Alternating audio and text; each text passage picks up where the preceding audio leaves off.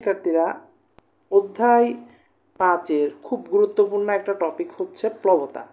আমাদের কাছে সবসময় প্লবতা রিলেটেড বিভিন্ন গাণিতিক সমস্যার সমাধান সবসময় জানতে চাওয়া হয় যে প্লবতা কী জিনিস বা প্লবতা বিষয়টা কি, আর একটু ডিটেলসে সব স্টুডেন্ট সবসময় জানতে চায়। তাই আজকে প্লবতার বিভিন্ন সূত্র নিয়ে আজকে আমরা একটু কথা বলবো।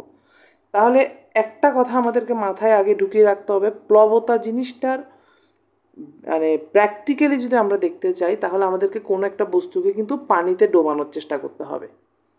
পানিতে যখন কোনো একটা বস্তুকে আমরা ডোবানোর চেষ্টা করবো, আমরা একটা জিনিস খেয়াল করব, বস্তুটাকে কিন্তু পানি উপরের দিকে, আমি আবার বলছি, বস্তুটাকে পানি কিন্তু উপরের দিকে একটা বল প্রয়োগ করে এবং সেটাকে ঠেলে বাইরের দিকে বের করে দিতে চায়। অর্থাৎ বস্তুটা তখন ঊর্ধ্বমুখী একটা বল অনুভব করে। প্লবতার সংজ্ঞা এটা, কোনো বস্তুকে তরল বা বায়বীয় পদার্থে যদি নিমজ্জিত করা হয় তখন সেটি একটি ঊর্ধ্বমুখী বল অনুভব করে। এই ঊর্ধ্বমুখী যে বলটি সে অনুভব করছে সেটাই হচ্ছে প্লবতা।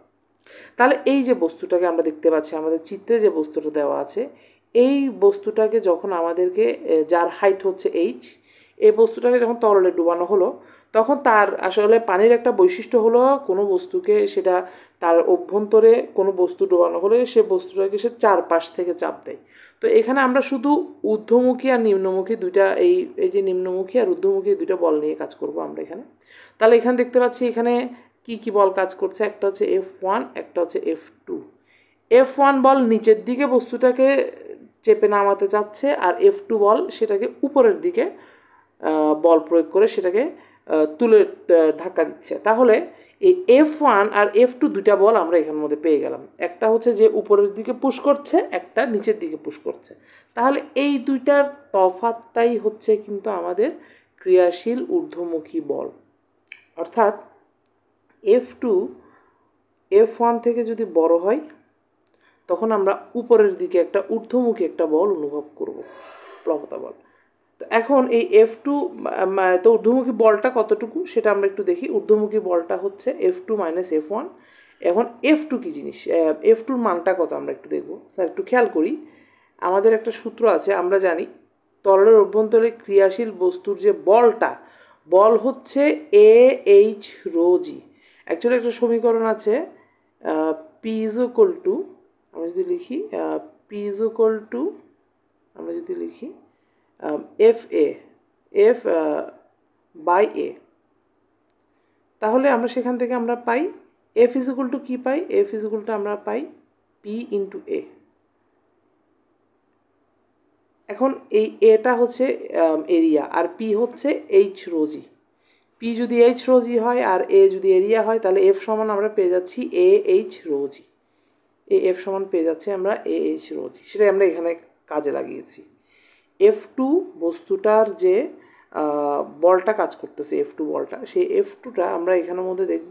সেই F2টা হচ্ছে এইখানে AH2 রোজি আর F1 হচ্ছে AH1 রোজি। খেয়াল করো, F1 কাজ করছে H1 গভীরতায় আর F2 কাজ করছে H2 গভীরতায়।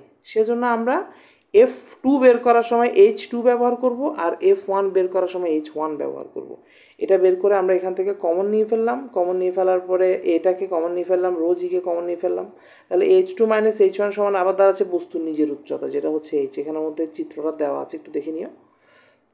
AH রোজি, এখান থেকে কিন্তু আসলে ব্যাপারটা আসছে, এ আর এইচ এর গুণফলকে বলে আসলে ভি রোজি। প্লবতার ব্যাপারটা যে ভি রোজি আসছে এটা আসলে এখান থেকে আসছে। এখানে বস্তুর ক্ষেত্রফল, বস্তুর উচ্চতা, তরলের ঘনত্ব আর জি, এগুলো যখন গুণ দিব আমাদের ভি রোজি সূত্রটা পরিপূর্ণতা পাবে এবং এটাই হচ্ছে বস্তুর হারানো ওজন। এটাকেই আমরা বলি বস্তুর বাতাসে ওজন আর বস্তুর তরলে ওজনের পার্থক্য। তাহলে প্লবতা জিনিসটা সম্পর্কে মাথায় রাখতে হবে, প্লবতা জিনিসটা সম্পর্কে কী কী সূত্র আসতে পারে। প্লবতা জিনিসটা সম্পর্কে সূত্র আসতে পারে, প্লবতা কি, প্লবতা আমরা লিখতে পারবো F2 মাইনাস F1। আমরা প্লবতা মানে লিখতে পারবো বস্তুর বাতাসে ওজন বিয়োগ বস্তুর তরলে ওজন। আমরা প্লবতা সমান লিখতে পারবো ভি রোজি। আমরা প্লবতা সমান লিখতে পারবো বস্তুর হারানো ওজন ইত্যাদি। তাই প্লবতা জিনিসটা খুব ইম্পর্টেন্ট। এই ভিডিওটা তোমরা তোমাদের প্লেলিস্টে সেভ করে রাখো, সবসময় এটা ভালো করে দেখবে, তাহলে প্লবতা সংক্রান্ত এই সূত্রগুলো কোথা থেকে আসলো তার সোর্সটা তোমরা জানতে পারবে। সকলকে অসংখ্য ধন্যবাদ জানাচ্ছি।